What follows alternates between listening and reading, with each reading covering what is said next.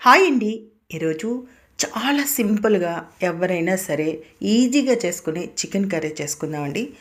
ముందుగా చికెన్‌ని శుభ్రంగా కడిగి చిన్న ముక్కలు చేసి పెట్టుకోండి.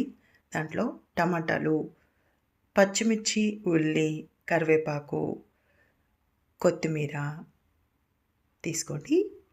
సన్నగా కట్ చేసుకోండి.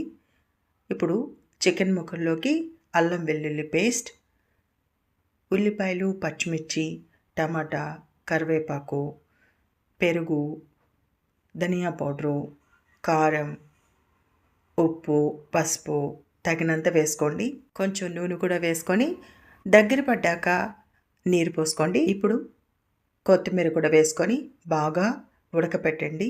అంతేనండి, ఎంతో రుచిగా ఉండే చికెన్ కర్రీ రెడీ. చాలా సింపుల్గా అయిపోయింది కదా. సబ్స్క్రైబ్ చేసుకోండి.